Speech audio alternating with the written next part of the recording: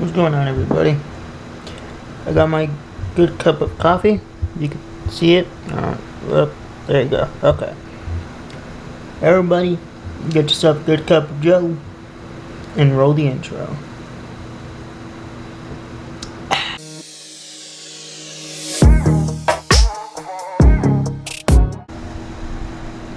Okay, so today I'm gonna attempt to do a draw my life. I'm not like a professional editor, so I'm probably literally just gonna do like this and just kind of like draw it, but I'm gonna do the best way that I can.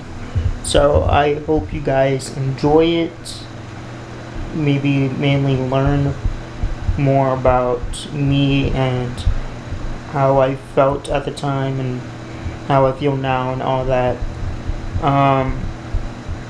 I'm not doing this to make you guys feel, I hope this is steady, to make you guys feel sentimental or anything like that. I don't want you to feel bad.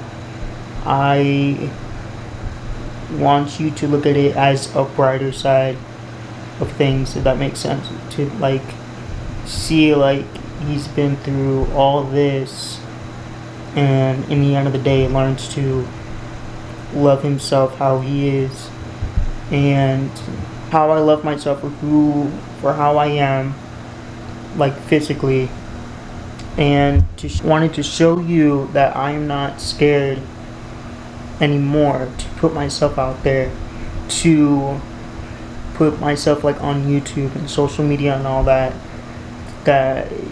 comments, anything like that are possibly rude or whatever happens in the future do not affect me, and they won't affect me later on in life. So once again, please don't feel sad, don't comment, oh I feel bad or anything like that. This is just, it's perfectly fine. I'm good, I'm happy, and I want you guys to be happy too. I didn't really want to do this because I feel like people would be like sentimental or like wanting to comment, oh I feel bad for you, like kind of thing.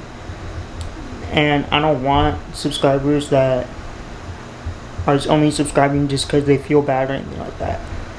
So, but my sister kind of gave me this idea, so I'm just gonna do it and hope you guys enjoy it. So with that being said, let's get to it.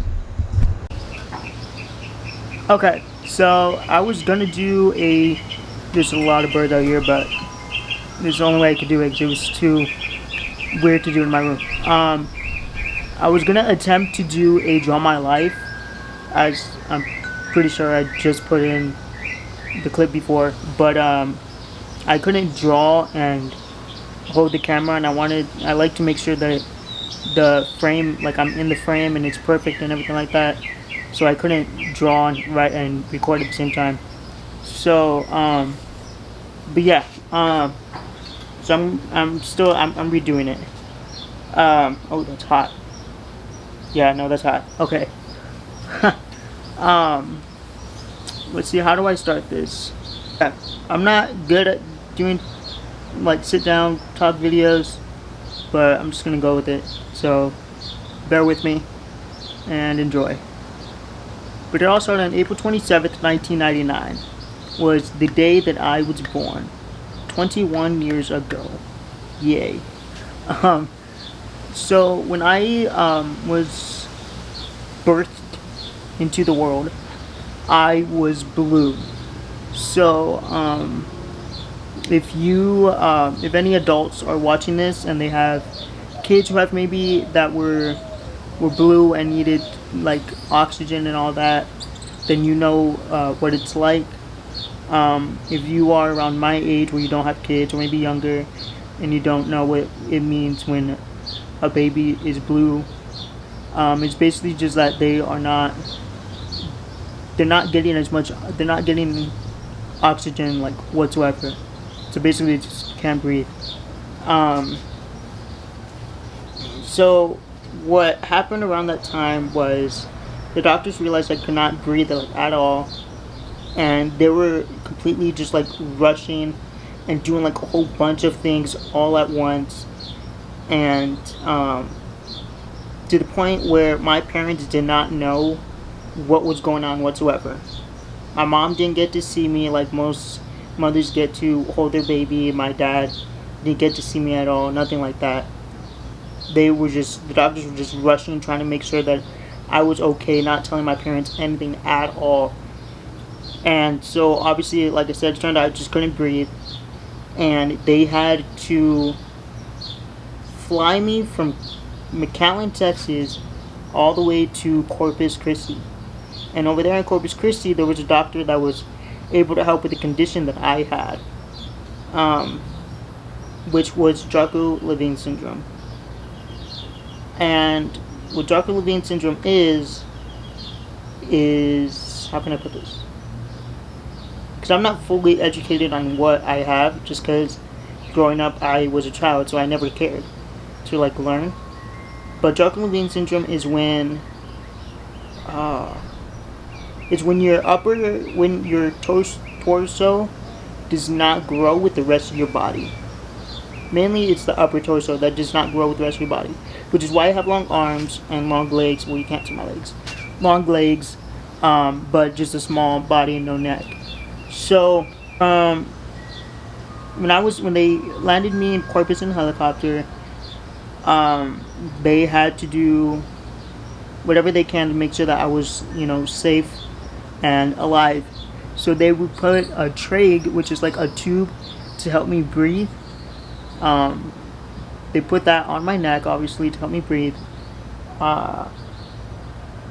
And I'm really trying my best here. So they put a tube to help me breathe, and I had that tube on from the day I was born till the age of 4. So not everybody, but I feel like a majority amount of people remember like when they were like 4 years old, 3 years old, and maybe even 2 years old if you have like really good memory. But the way I felt, the way like I just saw it, like I don't remember when I was 4. I can't say like I remember having the trach connected to my body. I can't say that because I just simply just don't remember. The way I looked at it growing up was I was blacked out. Like, not blacked out. Like, I just couldn't see from the day I was born till 4 years, till, like, I turned 5 is when I finally kind of, like, in a way, opened my eyes. That's just when my memory kind of started to work, I guess you could say. I don't know. But yeah, so I had it from the day I was born to the age of 4, and from every year then on, from the 5 years old till I was 12, I would go to the hospital every single year, and I would get surgeries to stretch my back, because my back, in case you don't know, I have scoliosis as well. So scoliosis is when your spine is just simply not straight, and some doctor, I forgot who, but they invented a thing to do spinal fusion, or like metal rods, titanium rods, something like that. So every year I would go, and they would just simply stretch it. I don't know like how many inches, but they would stretch it. So every year I would go and do that. It was mainly, I want to say, in the summertime, and if not, it was probably just when I was in, like, during school time, whatever. But growing up, I would get people around my age at the time that would, in a way, a bully, basically, kind of, but not super bad. Like, not where they would physically punch me or anything like that, but it was more, I guess, emotion. I don't know what type of bullying it would be. But people would, walk around, stare at me, and they would put their, like, shoulders up so it looked like they had no neck, which is obviously, like mocking, I guess you could say. that was throughout my elementary school year, like in the beginning of like first, kinder, first, second, third, all that. And it got to the point where I just got a message. But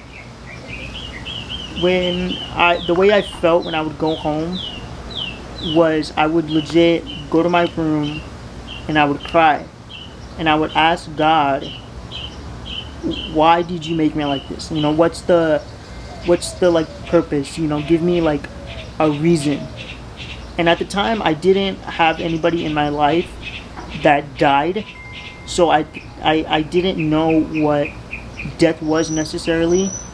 So I would literally lay down or sit down, cry, ask God why, and I would tell him just to like magically pick me up and take me with him.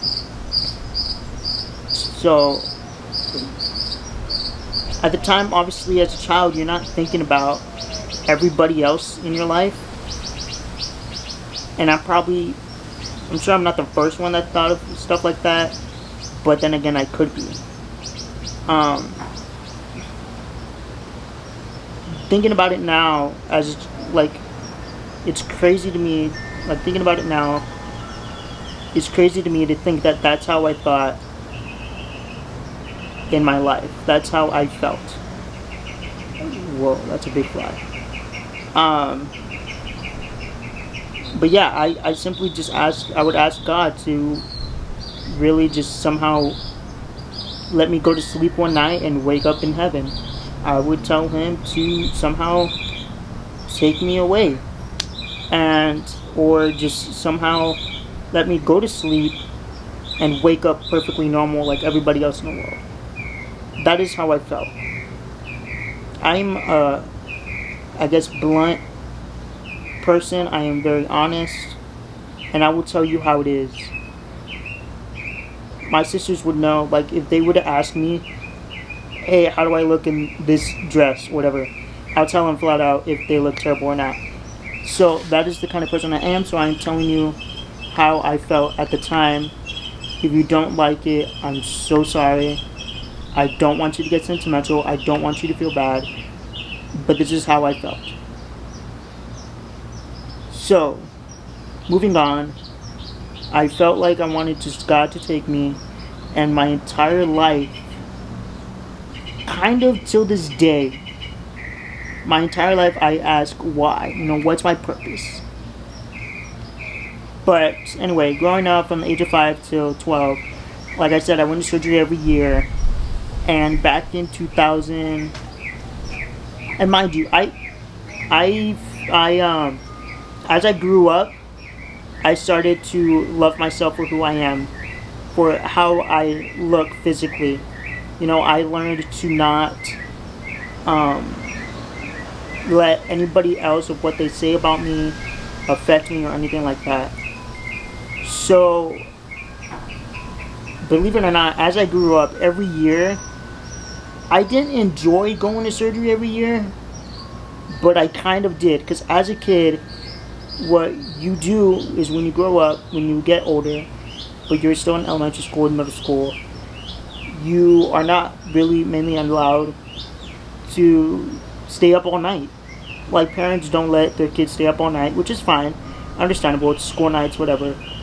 But for me, anytime I went when there was school, like even in the summertime, I kind of enjoyed going into surgery.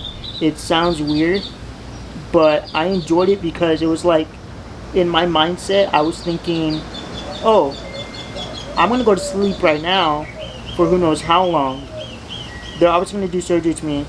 So it's not like I'm mentally like telling myself, oh, okay, I'm going to go to sleep. They're going to put me to sleep. But I'm going to go to sleep right now. And it's 1:50 in the afternoon. And I'm going to wake up in who knows when. And I'm going to get to stay up the rest of the night. So that is how I felt. That is how I kind of, in a way, enjoyed it in my life. And that went on for, I want to say since 2008 or 9. And then I stopped going to surgeries for a year or two, and right in like 2010-ish, 2011, the doctor was starting to tell me, so this is like what we want to do. We want to put you in a halo traction, which I'm pretty sure I mentioned it in yesterday's video, but once again, it's basically a ring around my head attached to weights, and you like screw the ring into my head so it can make my spine stretch. But that time I was scared because I was like, dude, like I was in my brain, I was thinking like, dude, Matt, you've never had screws in your head. You've had screws in your spine, not like inside like your body, not like outside. Like you have been through all that, but there's just like screws in your head that you can actually see. And so I was like freaked out and crying, and I did not want to do it. But obviously, as a child, it's not really your choice if it's necessary. But obviously I went through with it. So even though I was sad and kind of like depressed a little bit that I was going to go through that, I still did it. I felt like I had no choice. So it comes to 2011, my 5th grade year. In March, I believe, is when I leave school and I go to San Antonio to do my surgery. And I go to San Antonio to do my surgery, and they tell me, you're not officially done with school, because believe it or not, I thought I was like, cool, I get to stop going to school. That was not the case. I had to do school over there in San Antonio, in case you're wondering. I was there for 3.5 months in a halo traction, basically just getting my spine stretched. And at the end of like close to 3.5 months is when they did like another surgery that took me into the ICU, which was they would do a spinal fusion, which would help my spine at some point stretch as much as it could, and then that would just like be it, which is why I'm a 21-year-old that is 4 feet 6 inches. I was 4'11" when I had the halo traction, but I guess because I detached from the weights, kind of like struck me, and also I'm a coffee addict, so I drink coffee. Okay. Anyway, but yeah, dang it, I keep on forgetting time. Anyway, so 3.5 months pass, and it's still summertime. August is coming around for 6th grade year, and I go to school, middle school, first time ever at Morris Middle School.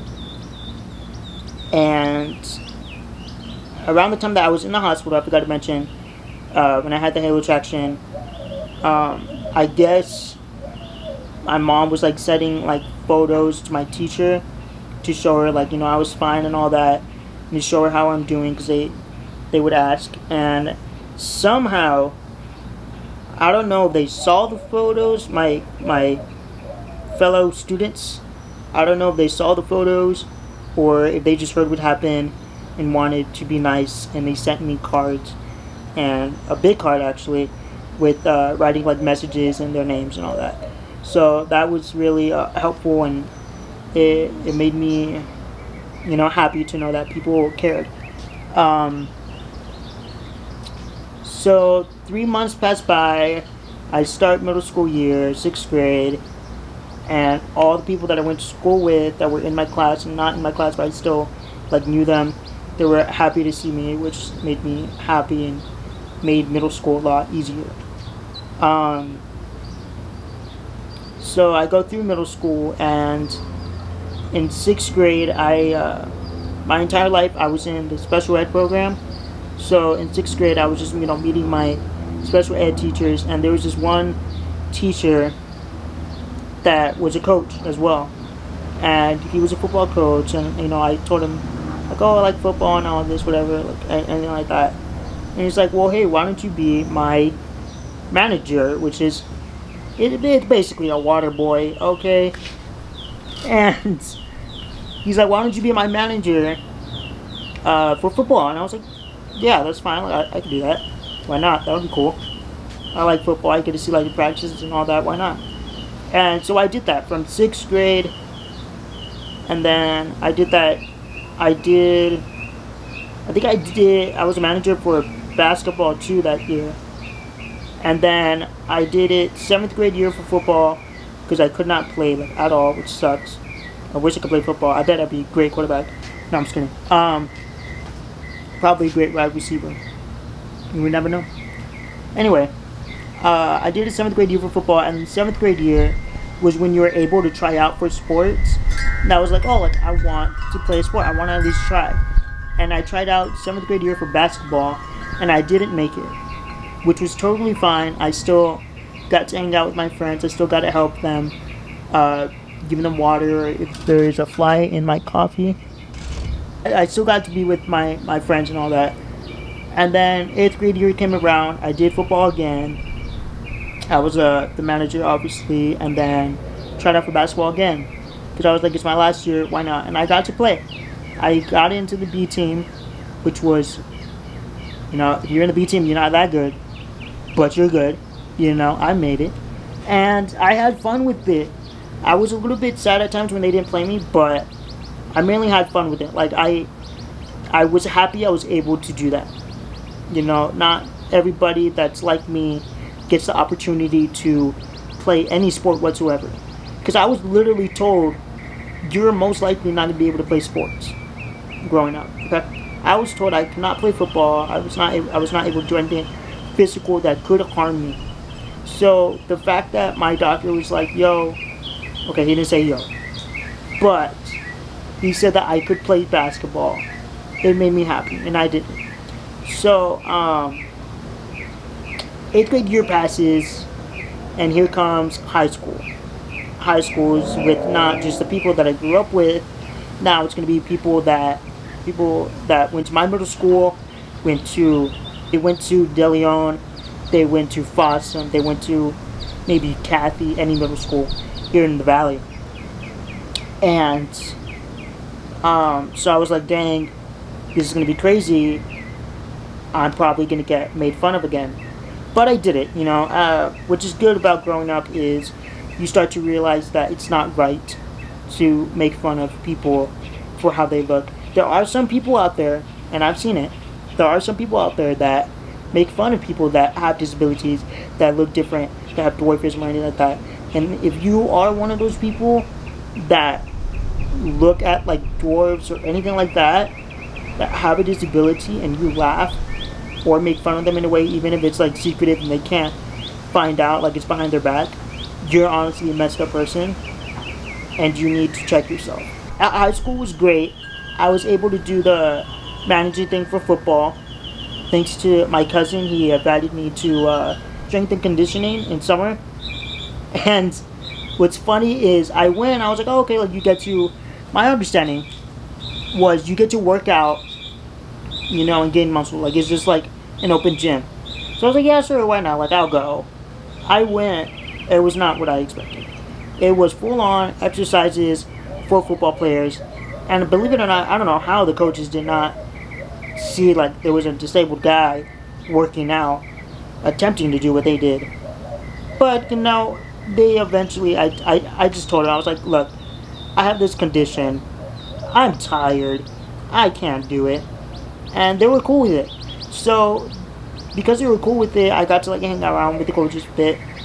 And I told them like, hey, this is what I did in middle school. Am I able to do that here? And they said, yeah, of course. So I got to do that in middle school. I got to be the water boy for middle school.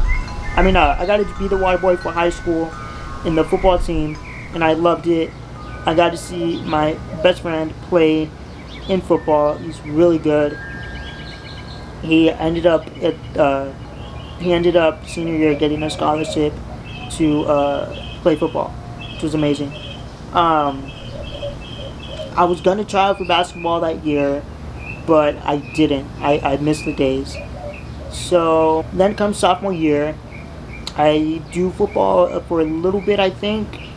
I don't think I did it the whole year. I do football for a little bit. I missed basketball tryouts. And I just ended up stop wanting to play sports. I still love them.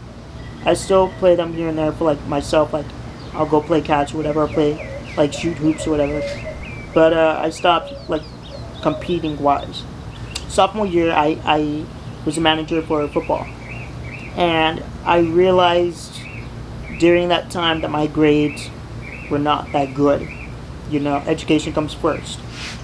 Um, Speaking from a guy that does not go to college, but education does come first. And my main goal in high school uh, was to at least graduate. You know, because there's been so many times in my life that I could have died, and my mother was not.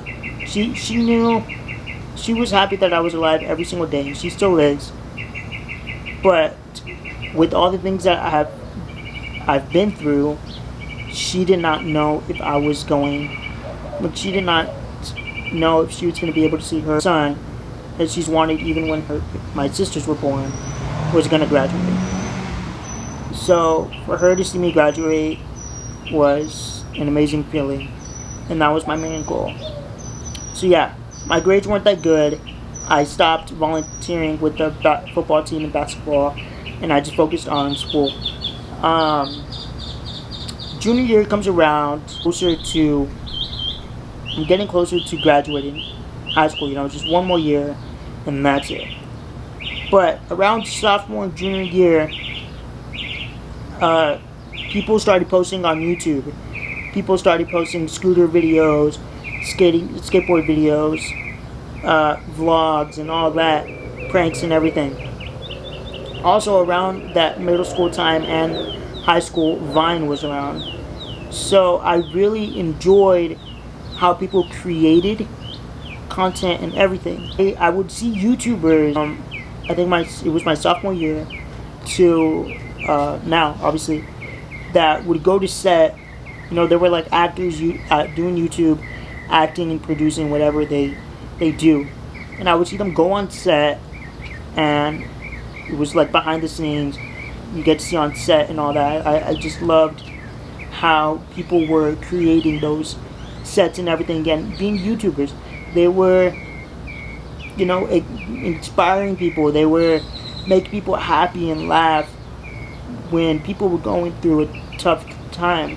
So it made me happy every single day. That's how I got through high school. That's how I got through life. So in case you're wondering what got me into YouTube, that is basically it.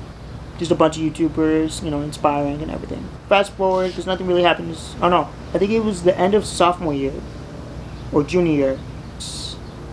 Volunteering at the hospital, I believe. Was that right? No, I was volunteering at the hospital, and I had a stomach pain. It was really like excruciating pain to the point where I was literally crying. I had to get surgery for it. I guess something went wrong when they did the surgery. Like, they didn't do it right. Like, they were pumping air, I believe, according to my mom. And so a couple months or a year passes, and I'm at work, and I'm getting the excruciating pain again. It hurt. It was hurting me so much that I legit told my manager, I was like, look, I had this back before I started working here, and it's happening again. I need to go home. I called my mom and I said, look, it's happening again. The excruciating pain. It hurts so much. And she's like, okay, I'm going to take you to the hospital. So she came to pick me up, and we went to the emergency room. A lot of things was going on.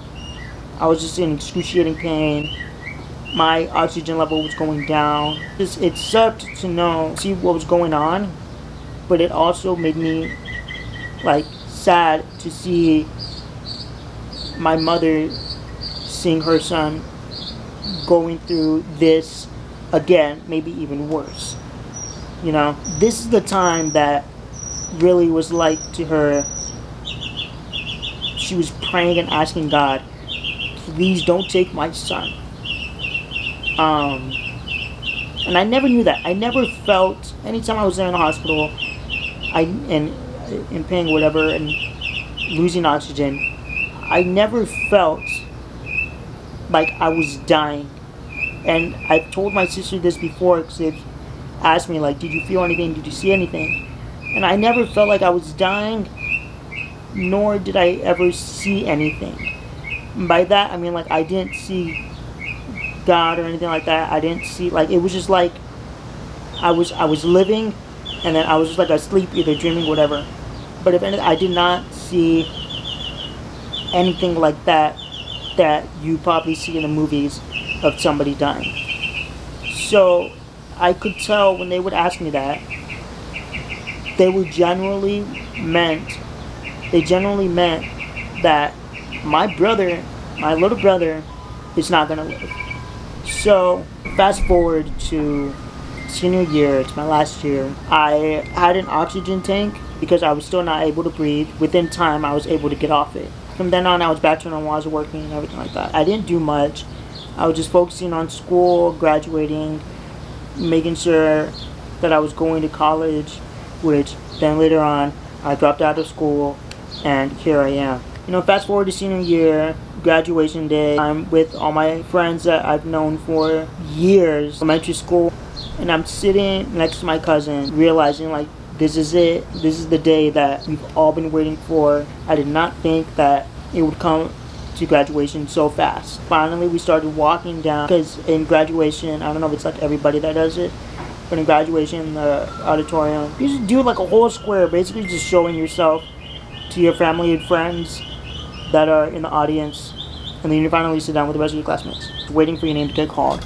I finally sit down, I wait for my name to be called, and they finally say, okay, like, roll, you may come and stand up and get ready to go. They're waiting in line, waiting to finally be graduating. I get to that moment where I believe my cousin goes first. Now, I go first before my cousin.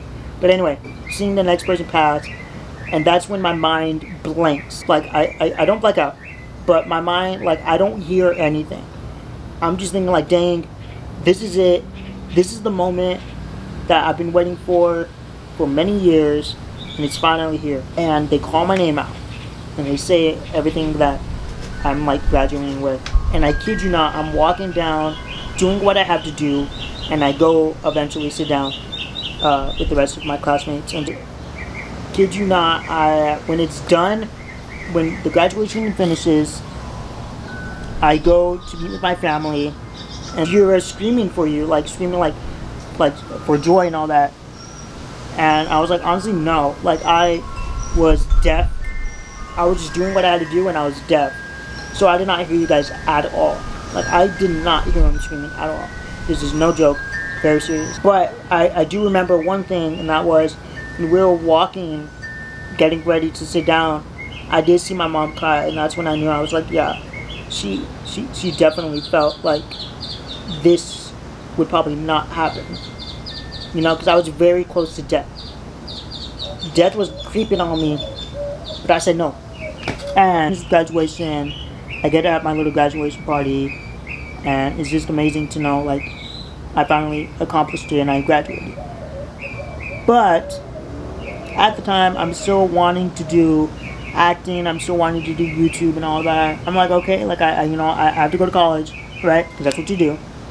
And I go through college for like a good month, I want to say. And I start to not like it. So I said, I'm just going to work. So I got out of college. Do I regret it? A little bit. Do I want to go back? A little bit. I got out of college, just started working, and I was posting YouTube videos. So this was like a year or two. About a year, I want to say. No, 2. Because I started posting in 2018. Started making YouTube videos. Not so many, obviously. As you can tell if you count them, it's not that many. It's not like every day. I'm still inspired to want to do YouTube, to want to make short films or movies, anything like that. And that's why I'm making these YouTube videos, is because I love comedy. I love to make people laugh. That's my main goal of this channel, is to do pranks, to do skits, to do whatever that makes you laugh at the end of the day. That's why I really did not want to do this video, because I didn't want it to be sentimental, and I didn't want to get those kind of people that were like, oh, I feel bad for him, let me subscribe. I want genuine subscribers. I want people that are actually going to watch, not just people that are going to subscribe because they feel bad. But yeah, so I work, make videos. Fast forward to what we all know now is the pandemic that's going on. My mom feels like it's not good for me to work because my health condition is not as perfect as everybody else's. I could easily get affected. I've been stuck at home since the pandemic kind of started. it was basically like now March when it started, at least for like us in the RGV. So I was like, okay, like I'm fine. I've been with that job for 4 years. Like I would love it to not work for a while. I'm hoping this kicks off somehow. I'm hoping I'm able to create a business out of it, and I can make that business my income, and maybe I could just leave the 9 to 5 job that I've had for 4 years now. Okay, I know I'm back in my room, but my SD card filled up, so I had to put a new one. But that's it for today's video. Thank you so much for watching. Please subscribe and have a good day. Peace.